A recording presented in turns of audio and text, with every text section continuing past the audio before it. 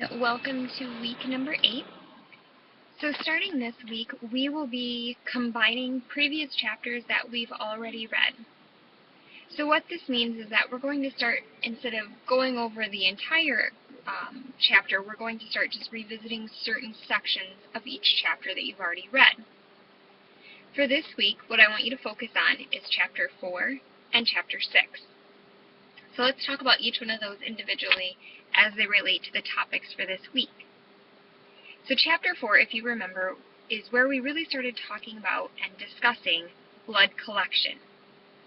We really started looking at this chapter back in Module 4 when we started actually performing venipunctures, but we had talked about it previously when we were discussing how to obtain a capillary puncture and how to perform one of those. So that's what I'm going to revisit today, that topic of capillary punctures. The reason I've chosen to go back and review this part is this week you're actually going to be performing those capillary punctures, but you're also going to be using microcollection tubes. So what this really is really just a smaller tube for blood collection. It's the same as a venipuncture tube, just in a smaller form.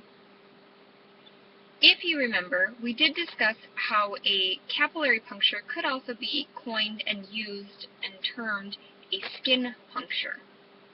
If you hear me say either one throughout the video, they mean the same thing. When we talk about a capillary puncture, remember that the composition of the blood that you obtain is more like that of an arterial blood sample than a venous blood sample. The reason is if you remember, your capillaries pull blood from your arterioles. Your arterioles pull blood from your arteries, hence being why your capillary blood is going to look more like arterial blood. Capillary blood draws are usually done only when a really small amount of blood is needed, or if you have patients who have a lot of scarring or tissue damage in the antecubital space. We can also do it on patients who have small, frail veins, like those that you would find in our cancer patients, those in our obese patients, or the elderly. Also, you find them in children, but you would do a capillary puncture as well on anyone that could pose a potential risk or hazard during a venous blood draw. Please keep in mind that not all tests that are performed in a venous method can be performed as a capillary method. For example, you cannot draw coagulation study testing in a capillary puncture form.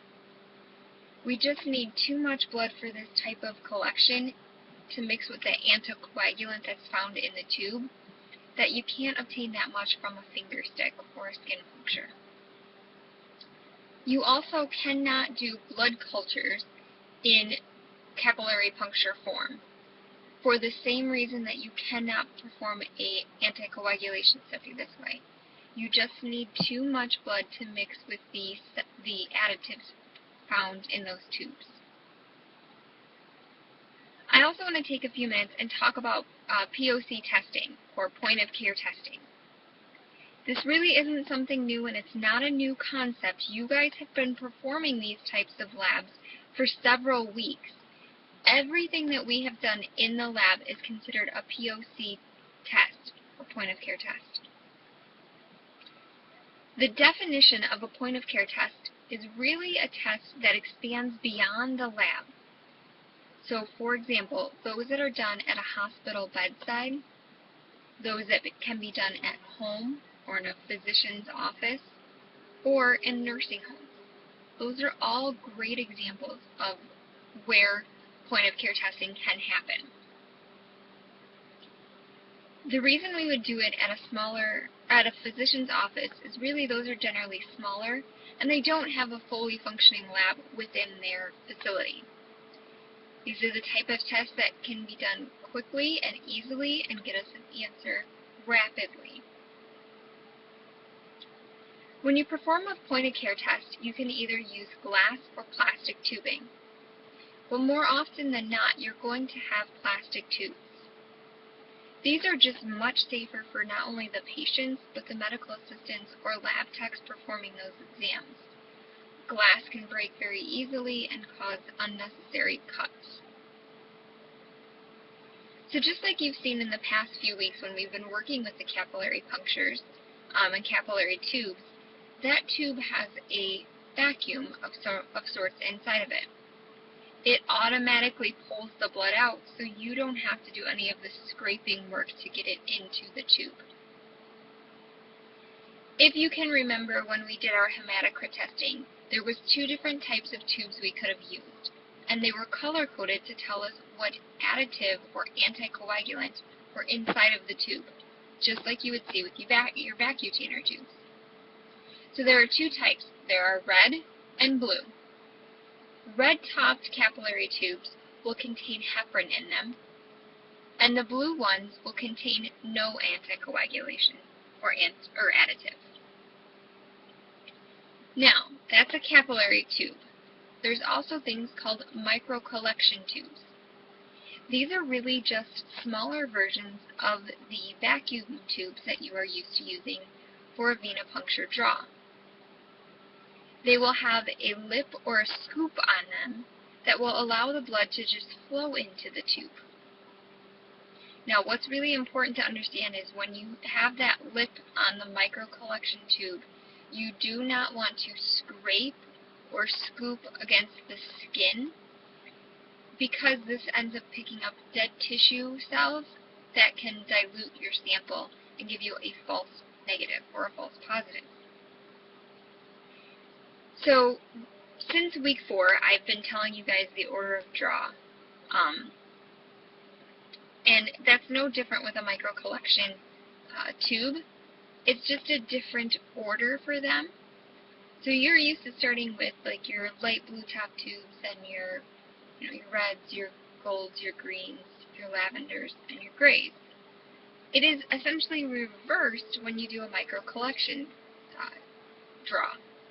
You're going to start with your lavenders, then do any sort of tubing that has anticoagulants or additives, such as green top tubes, lavender tubes, green or gray top tubes.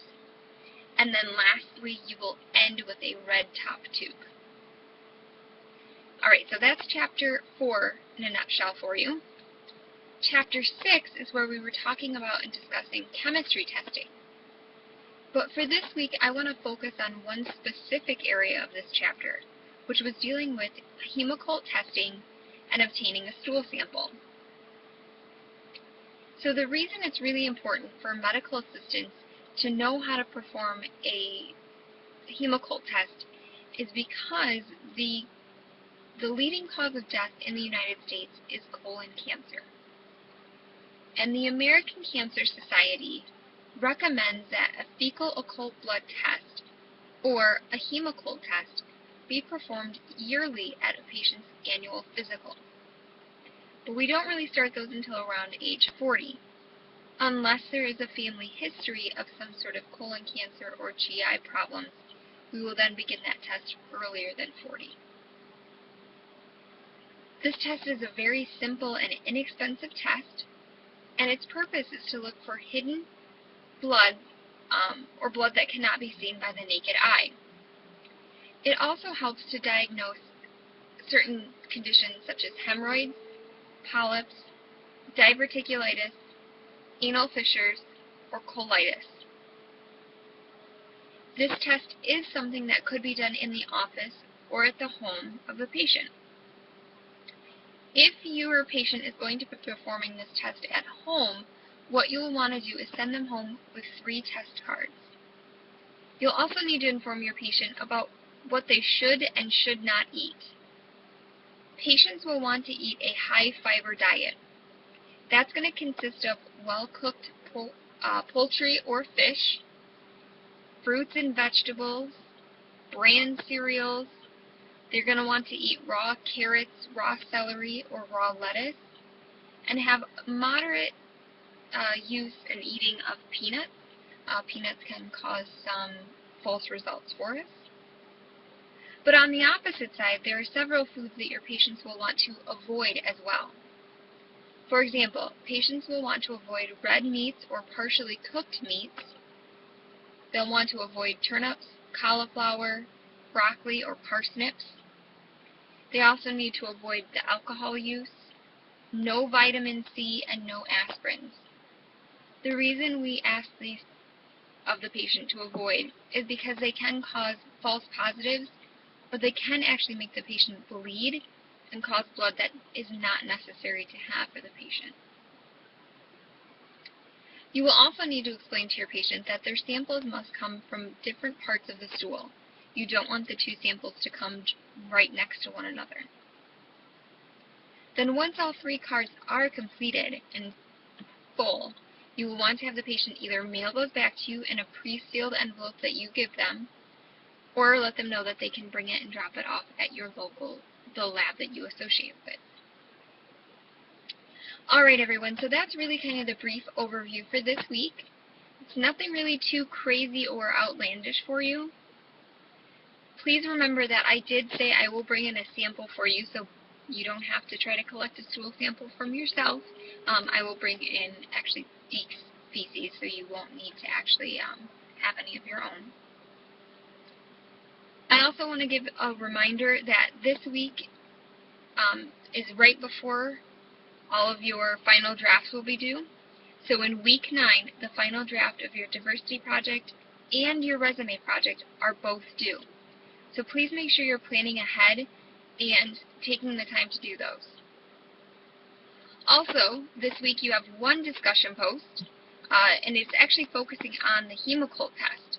So I think it's really important if you actually pay attention and do your reading this week, or even if you just review that section, so that way you are able to answer your discussion post for this week.